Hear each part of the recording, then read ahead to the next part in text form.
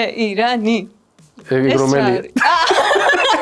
ხო, მაგას ეს ჭარ არის. მე ეგ არ ვიცი, rock paper scissors. შენ ირანი თქვი, ირანზე არის ჭარ. ბიჭო, რაღაც ხელ სტუდიაშია. გაგვითი შეცისა. ატაპლენია.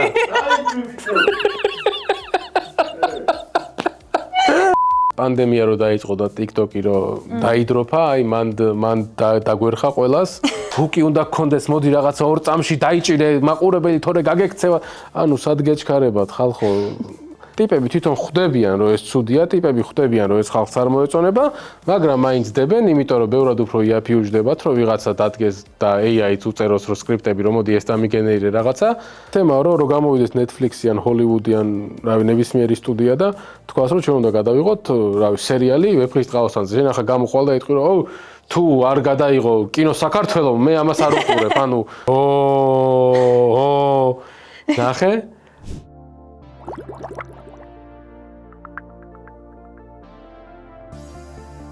გიბრუნდებით საერთო ენის მორიგი ეპიზოდით და ამჯერად გვყავს სტუდიაში ასლანი, YouTube მაფიის მთავარი ედიტორი. ჩვენი თემა დღეს იქნება ვიდეო მონტაჟი. მონტაჟია თუ ედიტინგი? ორივეა, მაგრამ მე ედიტინგი მირჩევნია. მონტაჟი რაღაც ესეთი არა, მე მონტაჟი. ედიტორი, მე მონტაჟი. საერთო ენის ფორმატი მოიცავს 4 დებულებას. ასლან, ამას რიგრიგობით ავიღებთ და ვეცდებით რომ გამოვნახოთ საერთო ენა. მე როგორც დამწყები კონტენტ კრეატორი მონტაჟის აზრზე არ ვარ. უბრალოდ ვარ, მაგრამ შენდონემდე ხო. ვერ მოვალ. მოკლედ ძალიან საინტერესო დისკუსია გველის წინ და ძალიან მიხარია რომ დამთანხმდი ჩემთან სტუმრობაზე. დამემუქრა. მომადო იარაღი და ასე მითხრა რომ თუ არ მოხვალო всё რა. შავ პირს ნუ მიცელებ გახოცებ. მე რეალურად რაც მოხდა მაგას ვამბობ და დალშე თქვენით განსაჯეთ ახლა. რა პირობებში მიწევს მუშაობა? მე მოგხედავ. აი. ვიდეო მონტაჟი თვითნასწავლი პროფესიაა. ახლა ავეთახმები არ ვეთახმები, უნდა თქვა. ახლა როგორი ამბავია ახლა. როცა მე დავიწყე ვიდეო ედიტინგი, რომელიც იყო რაღაც 2010-ში, 11-ში, მაშინ და გეჩალიჩა შენით, იმიტომ რომ არ იყო მაშინ ასეთი YouTube-ზე ძალიან ბევრი კურსი დადებული და აბა ეს როგორ გავაკეთო და უნივერსიტეტში ვიყავი მოკლედ და გადავწყვიტეთ რომ საკუთარი YouTube არხი გავაკეთებინა მე და ერთმა ჩემმა კურსელმა.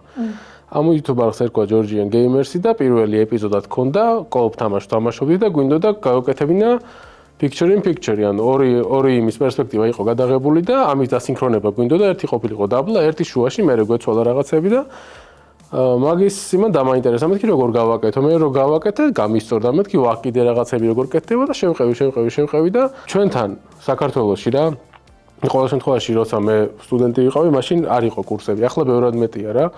დღესდღეობით შეიძლება თქვა რომ თვითნასწავლი თუ არ ხარ, მაინც იმას იზამ, ანუ ისწავლი სხვისი ხელმძღვანელობით, მაგრამ ადრე მგონი უფრო რეალისტური იქნება თუ ვიტყვი რომ თვითნასწავლი უფრო გაიქაჩებოდი, იმიტომ რომ მაშინ მასალა არ იყო იმდენად ხელმისაწვდომი როგორც ახლა.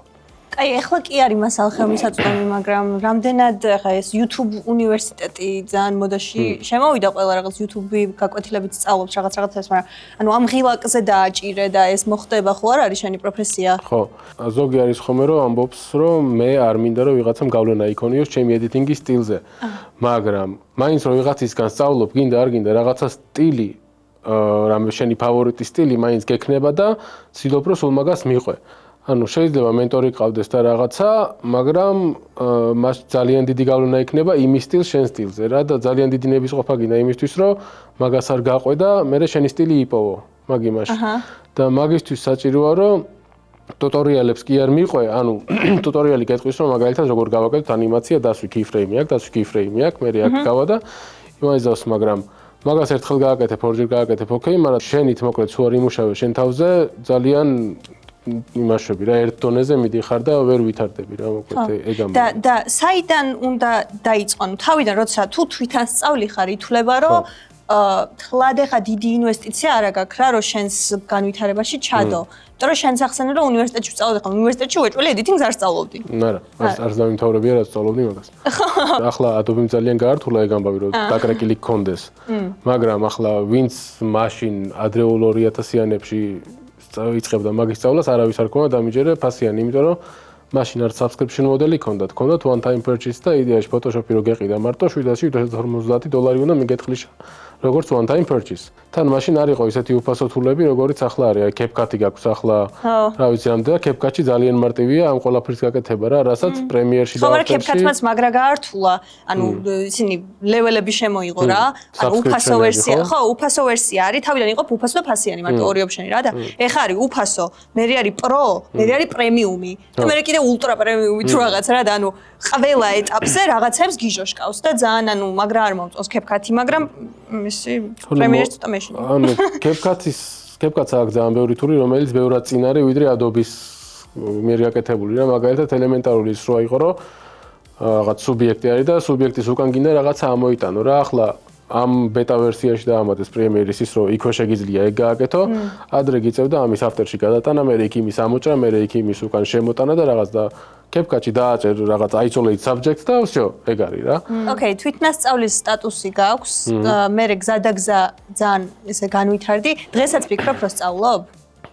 ხო, ანუ ყოველ იმაზე რაღაც ახალ-ახალ სწავლობ რა. მე შარშანი იყო, შარშანი წინ მგონი გავედი გამოცდაზე ის წავიღე. Adobe-ს Certified Professional, რასაც ქვია რა, Adobe-ს გამოცდა ჩაბარებული. თბილისში? ხო. IT step-ში ბარდება ეგ გამოცდები კი. ვაუ, ოკეი. Adobe-ს ნებისმიერ აპლიკაციაზე შეგიძლია ნუ გაიარო კურსი, დარეგისტრირდე გამოცდაზე და გახვიდე ჩააბარო. და გაქვს მგონი 5 თუ 6 წლიან სერტიფიკატს გაძლევს რა. Certiport-ი არის ეგეთი საიტი, სადაც არის ნუ შენი მონაცემებით შედიხარ, გაქვს იქ შენი სერტიფიკატები და ნუ შეგიძლია მერე გამოფინო სადაც გინდა რა, პორტფოლიოს თუ გააკეთებ, საიტი თუ გაქვს და რაღაცა მიუთითებ რომ ვარ Adobe Certified Professional და აჰა, სერტიფიკატი აგერ. Nice. ანუ დღეს ესე იგი ეგ კვალიფიკაციები რო გაქვს, მაგასაც ასე თუ ისე უყურებენ, ხო? მაგრამ ჯობია გქონდეს, თუ არ გქონდეს. ანუ სათქმელი გექნება რომ ნახე ეს ვარ და რა იყო, ჩაქრა რამე? ხო, ჩაქრა. არა უშავს.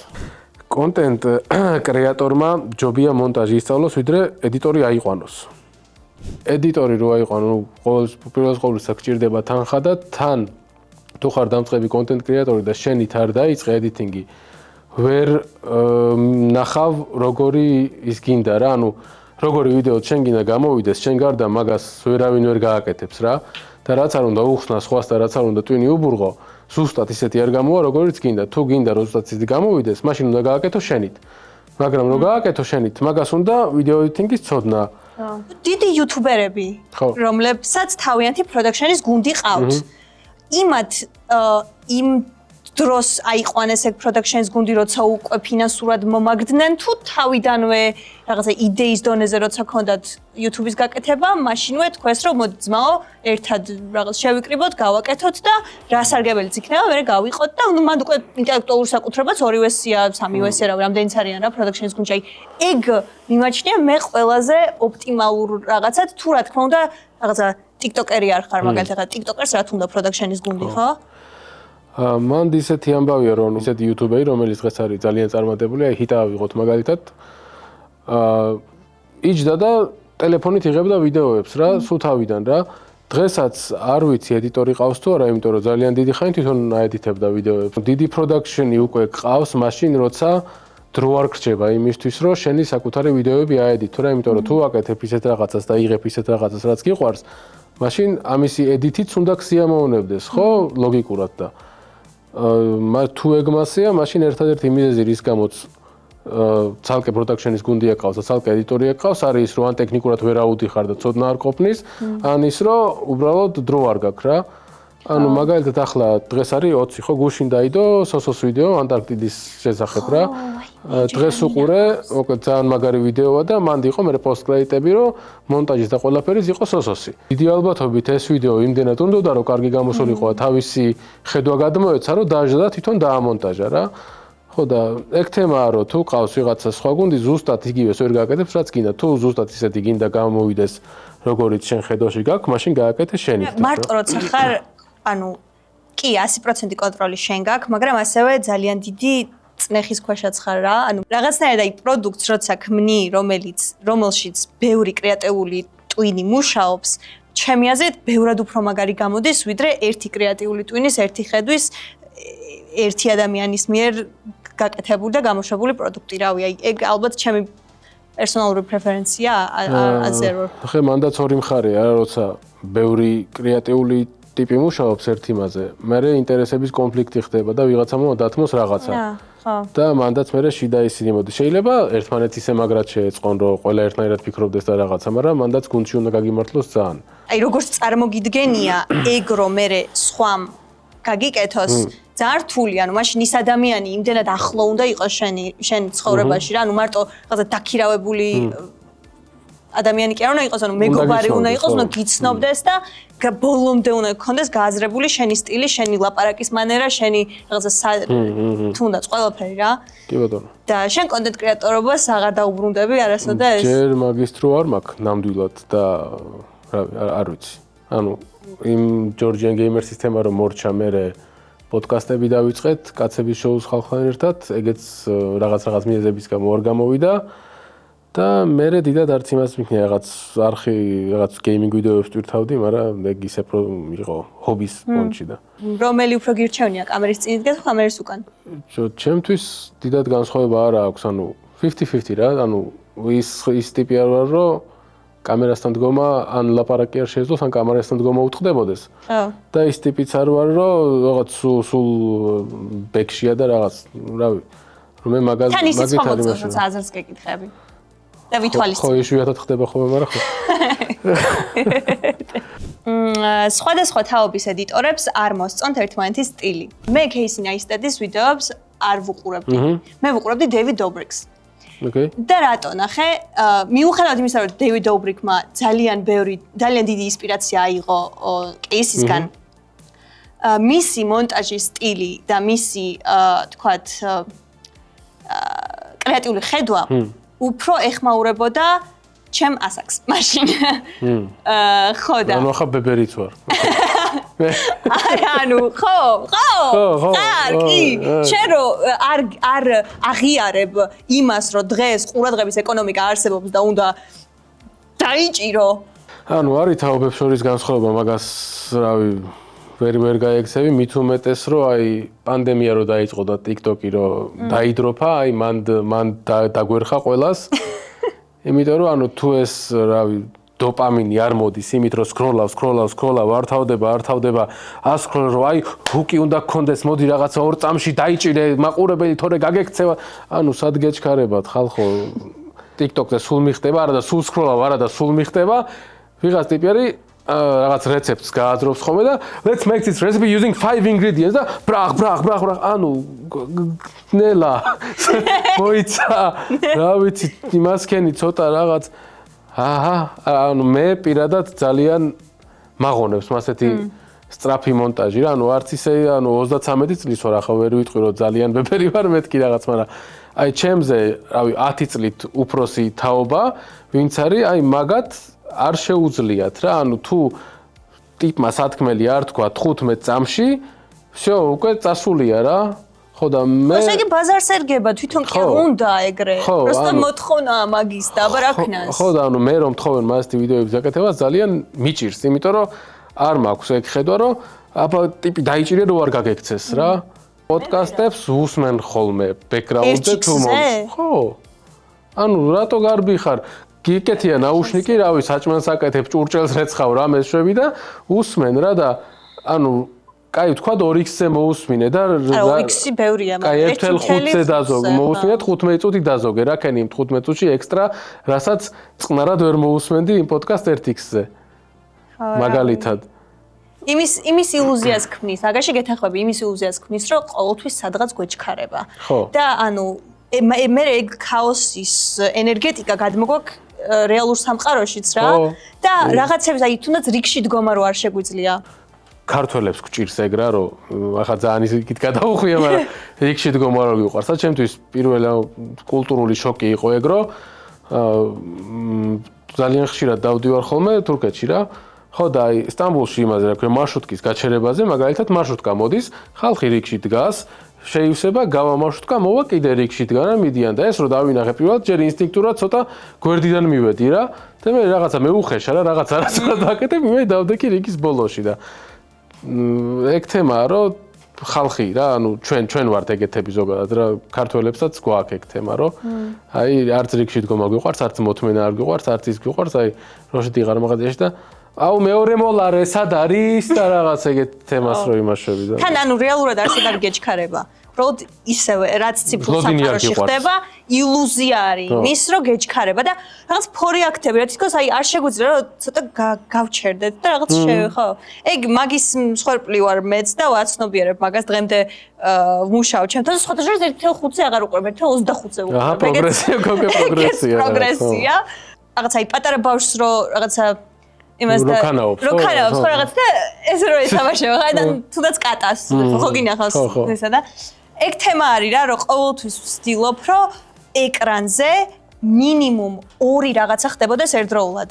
ანუ თან ხედავდეს კადრს და უსმენდეს და თან ტექსტი ამოდიოდეს და მიდიოდეს ან რაღაცა ეგეთი რა, რომ უფრო რაღაც საინტერესო იყოს და თუნდაც ჭრებიც თუ long form-იდან short form-ზე უნდა დავიყვანო, ჭრებსაც ვცდილობ, რომ თლად რაღაცა სრული წინადადება ყველანაირი ნაცვალსახელით და ყველაფრით არ ჩავსვა რა და რაღაცა შეიძლება შინაარსობრივად უფრო snap გავაკეთო რა. მაგრამ ბევრი დრო მიაქვს. მან შეიძლება ისაა ჩემი პრობლემა რომ მე რო არ მესმის ეგ რო რანაირად შეიძლება ადამიანი არ გაჩერდეს და არ უყუროს რავი 10 წამი მაინც ვიდეოს, მაგიტო არ მიმაჩნია საჭიროდ ის რომ ვაკეთო ეგ ყველაფერი აი Reddit-ის ისტორია მიდის ზევით და Subway Surfers-ის ვიდეო მიდის ქვევით. ხო. ეგეთი ან Minecraft-ის პარკური მიდის და ფონზე Reddit-ის ისტორია და რაღაც ეგეთი რაღაცები. რომელიც არაფერ შუაშია ერთმანეთთან. ხო, მე ეგ ახალგაზრდული editing-ი არც შემიძლია და ძალიან მაღონებს, მაგრამ თუ საჭიროა ვაკეთებ, მაგრამ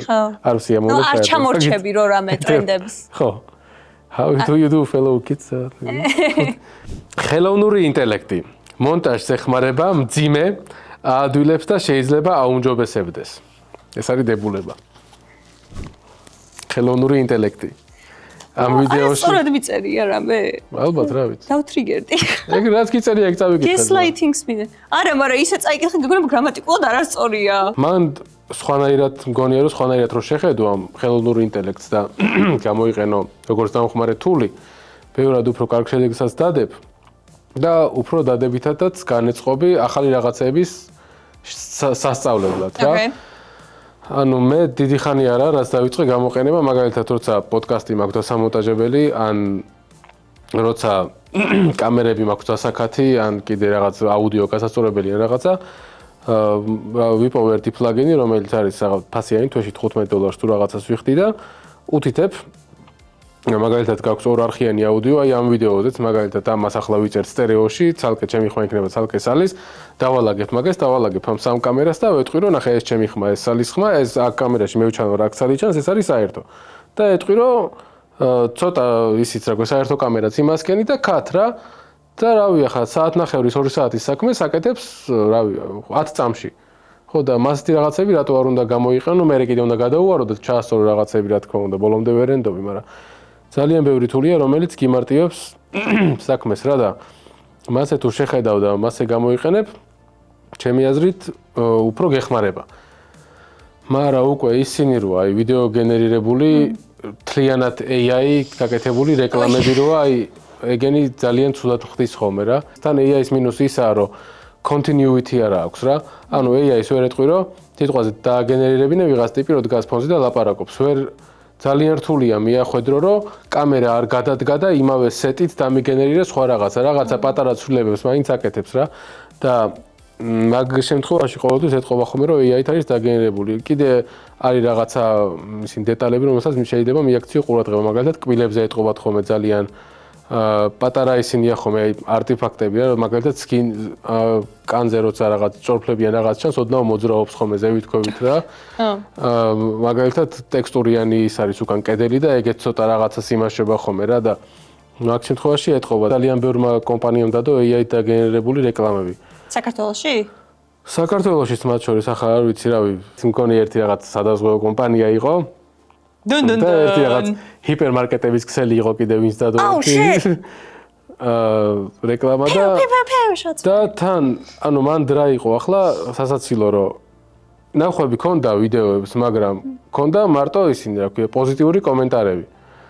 და როცა ეს ვიდეო იყო გადაზიარებული სხვა ჯგუფში, იქ უკვე სულ ნეგატიური კომენტარები იყო. ანუ ტიპები თვითონ ხვდებიან, რომ ეს ცუდია, ტიპები ხვდებიან, რომ ეს ხალხს არ მოეწონება, მაგრამ მაინც დებენ, იმიტომ რომ ბევრად უფრო იაფი უჯდებათ, რომ ვიღაცა დადგეს და AI-ც უწეროს რომ სკრიპტები რომ მოდი ეს დამიგენერირე რაღაცა და ეგ განათავსონ, რომ სულ არ აინტერესებთ, მან ნეგატიური ის მოყვება თუ არა, იმიტომ რომ იყო გაწერილი გეგმაში, რომ სააღალწლო რეკლამა დაიდოს, სააღალწლო რეკლამა დავდეთ.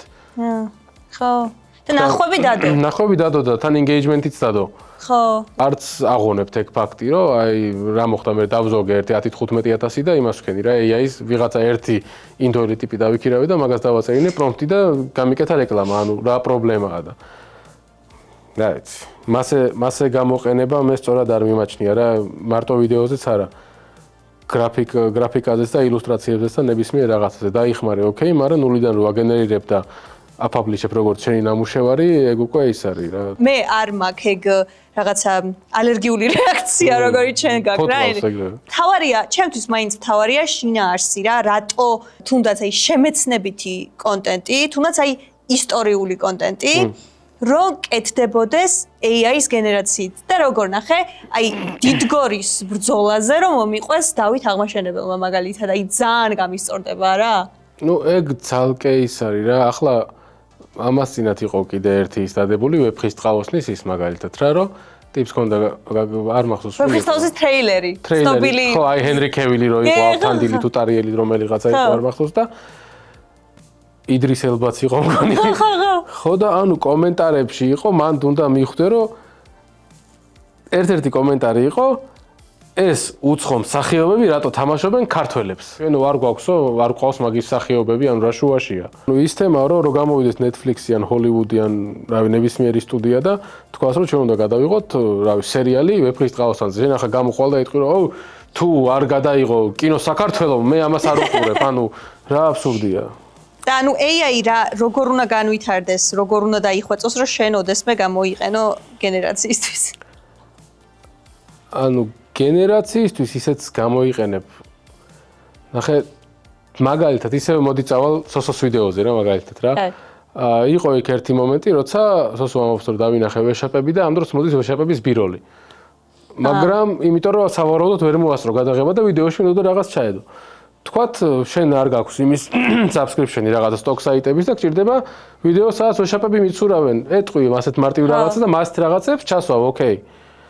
მაგრამ მე ის მაწუხებს ხოლმე რომ თლიანი ვიდეო რომელიც შეიძლებოდა ბევრად უკეთესი ხარისხით გაკეთებულიყო სარეკლამო სააგენტოს მიერ იმის გამო რომ იმის გამო რომ დაზოგო ხარჯები გააკეთებინა ვიღაც ერთ ტიპს AI პრომპტებით. ნუ ბაზარი არა, მაგასაც თავისი ცოდნა უნდა, მაგრამ მე ეგ მაწუხებს და კიდე მაწუხებს რომ კომპიუტერის ნაწილები ძალიან გაძვირდა და ამ AI-ის ბოლო როდის მოეღება ძალიან კომპიუტერის ნაწილები რა შეშეია ისთან.